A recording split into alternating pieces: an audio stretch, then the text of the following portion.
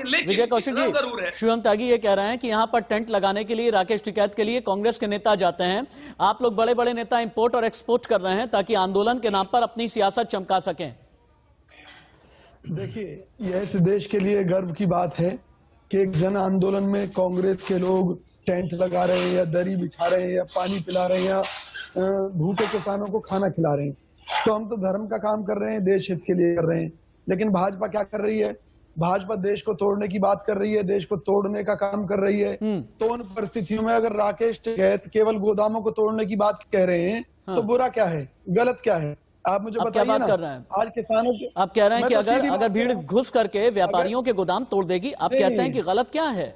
आप कहते हैं गलत क्या है? अजीब सी बात है ये तो। नहीं राशिद जी, अगर भाजपा देश को तोड़ रही है और किसान गोदामों को तोड़ने की बात कर रहे हैं, तो इसमें बुरा क्या है?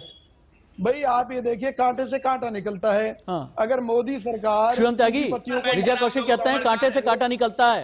ये कौन सा कांटा निकल रहा है शिवम त्यागी? किसान क्या करेंगे? ये कौन सा कांटा? भाटी जी एक मिनट रुकिए, क्योंकि मुझे विजय जी से भी जवाब लेना है। विजय जी, क्या था जब यूपीए का शासनकाल चलता था, महंगाई, पेट्रोल डीजल की कीमत बढ़ जाए, सड़क पर आ जाते थे भारतीय जनता पार्टी वाले किसानों के खिलाफ। अगर आप लोग का कोई फैसला होता था, सड़क पर आ जाते थे भारतीय जनता पार्टी वाले। आप लोग 2G स्कैम होता था, CWG स्कैम होता था, या बाकी उस जमाने में कोई स्कैम होता था, सड़क पर आ जाते थे, संसद तक भी आप लोगों को घेर लेते थे। तब जबकि संसद में इतने ज्यादा शक्तिशाली भारतीय जनता पार्टी वाले नहीं थे। लेकिन ये काम 3 महीने में आप लोग क्यों नहीं कर पाए? कमजोर विपक्ष साबित हुए हैं।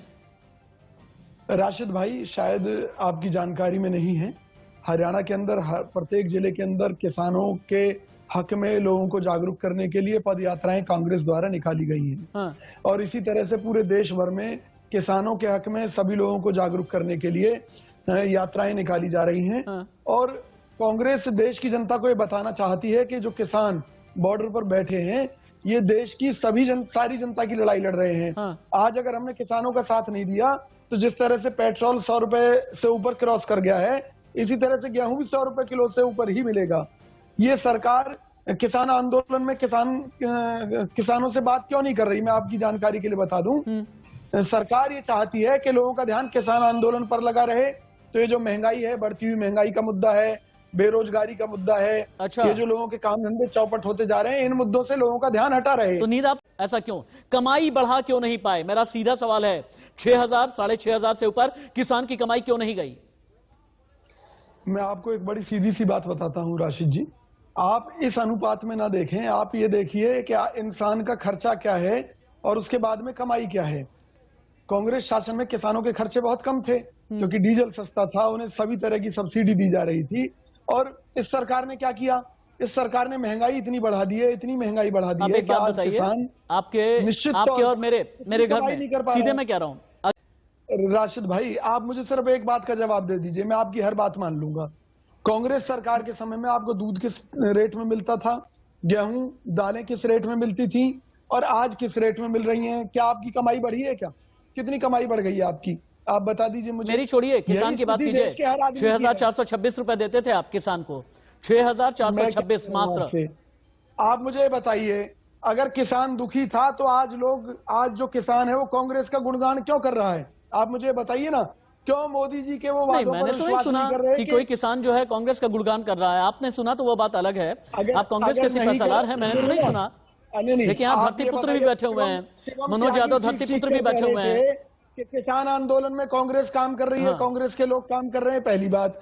दूसरी बात, किसान स्पष्ट रूप से कह रहे हैं कि उन्हें ये बिल नहीं चाहिए, यानी कि जो कांग्रेस शासन में व्यवस्थाएं चल रही थी उनसे संतुष्ट हैं। जब तो किसान मनोज भाई, काले कानून क्या केंद्र के स्तर पर और राज्य रख लेते हैं? क्योंकि विजय जी से एक सवाल करना बहुत जरूरी है। विजय जी, राजनीति के बारे में कहते हैं कि politics is all about tokenism and symbolism, और इस सिंबोलिज्म में किसान की तस्वीरों का बड़ा भरपूर इस्तेमाल किया जाता है, और फिर लिख दिया जाता है उसी के साथ में नेता खड़ा करके, हमारा नेता कैसा हो, फला फला जैसा हो।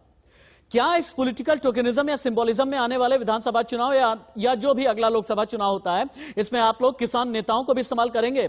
हमारा नेता कैसा हो, राकेश टिकैत जैसा हो, हमारा नेता कैसा हो, गुरनाम सिंह चढ़ूनी जैसा हो, हमारा नेता कैसा हो, दर्शन पाल जैसा हो? राशिद भाई, मैं बड़ा स्पष्ट रूप से कहना चाहता हूं, अगर इस देश में किसानों की स्थिति सुधरी है तो कांग्रेस के समय में सुधरी है। चाहे हरित क्रांति की बात हो, चाहे श्वेत क्रांति की बात हो, अगर इस देश को स्वावलंबी बनाने की तरफ किसी ने काम किया है, आत्मनिर्भर बनाने की तरफ काम किया है, तो वो केवल डेटा आपने बताया था, तो वो डेटा से अलग कैसे बात कर रहे हैं? देखिए, जो काम करेगा उसका नाम कौशिक होगा। जी, राशिद जी ने अभी आपको डेटा बताया था, ये जुमलेबाजी से काम नहीं चलेगा। टीवी पर बैठकर तथ्यात्मक होना आवश्यक है। रैली में आप कुछ भी कह सकते हो, रैली में कह सकते हो कि मछलियों का डिपार्टमेंट नहीं है, मटन का डिपार्टमेंट नहीं है, फिशरी डिपार्टमेंट नहीं है। स्वीकार कर चुके हैं। जब आप टीवी पर बैठते हो तो आपको चेक्स एंड बैलेंस करने के लिए मॉडरेटर होता है। किसानों के नाम पर बताया कि 6,500 रुपए आपने आय बनाई, तो कहां से विकास कर दिया किसानों के दर्द के बारे में साल में? अरे हर साल में आप 100 रुपए नहीं बढ़ा पाए और कह रहे हैं कि